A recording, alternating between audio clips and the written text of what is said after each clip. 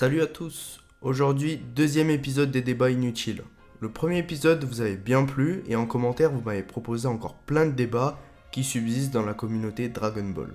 Ce pourquoi aujourd'hui je vous propose ce second épisode, pour éventuellement régler ces débats et vous donner mon avis. Si vous avez d'autres idées en commentaire, n'hésitez pas à les proposer. On est parti pour ce second épisode.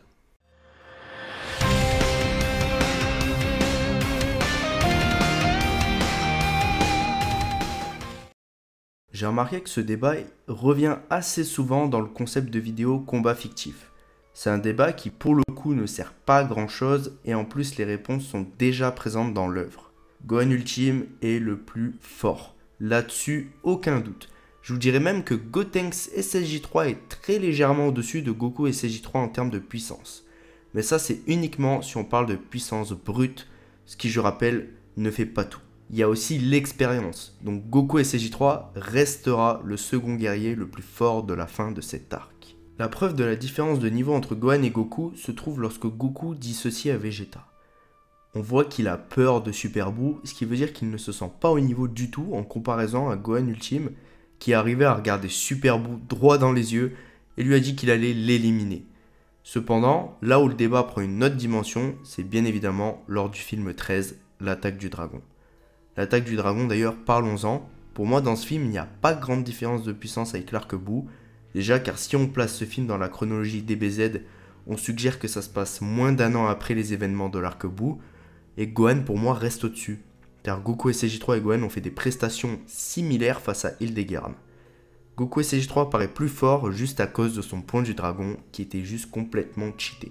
C'est simple, c'est le genre d'attaque comme le Genki Dama où la mesure de puissance est démentielle et ne dépend pas uniquement de son utilisateur.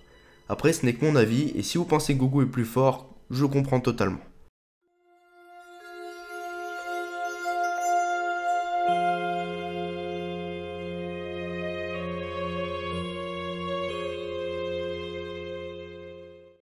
Ce genre de débat un peu inutile, on a tendance à ne pas y penser en premier lieu, mais bien que ce ne soit pas d'une grande utilité, il y a un intérêt derrière.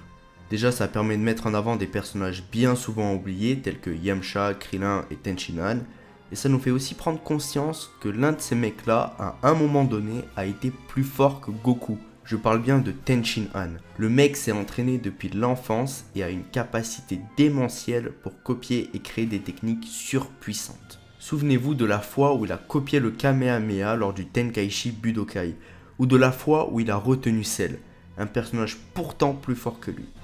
Le terrien le plus fort, c'est Tenshinhan. Il a un gros potentiel beaucoup plus haut que celui de Krillin. Mais aussi, il s'est entraîné toute sa vie. Krillin, à un moment, a délaissé l'entraînement pour sa vie de famille.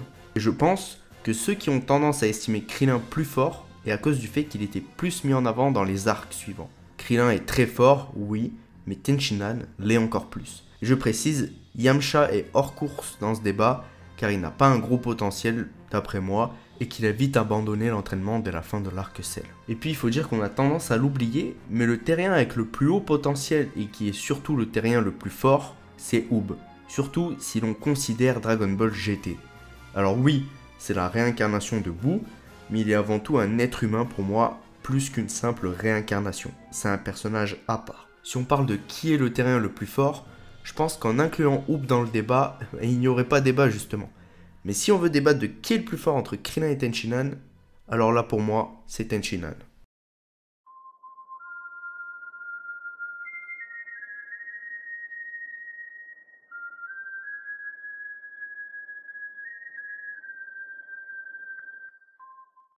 C'est un débat, voire une question que je n'ai pas vu revenir dans les commentaires. Pourtant, c'est un débat qui divise la communauté Dragon Ball. Je ne vais pas beaucoup développer, mais il est clairement impossible que Mirai Trunks ait pu rencontrer Tapion. Ça pose beaucoup trop de soucis d'incohérence et puis les 13 premiers films ne sont pas canons à l'œuvre originale. Pour répondre simplement, non. Ce n'est pas la même épée, mais c'est juste un clin d'œil. Un symbole qui fait référence aux héros en général, tels que Mirai Trunks. C'est une sorte de rappel de cette timeline de Mirai Trunks. Il faut y voir un parallèle entre Trunks du futur et Tapion, deux héros qui ont tout perdu et qui possèdent leur propre combat. C'était tout pour cet épisode 2 des débats inutiles. Si vous avez d'autres idées de débats Dragon Ball, n'hésitez pas les gars à les mettre en commentaire. Je voulais vous dire un grand merci pour votre soutien sur toutes les vidéos de la chaîne, c'est juste incroyable. Si la vidéo t'a plu, tu peux soutenir la chaîne en t'abonnant ou en mettant un like sur la vidéo.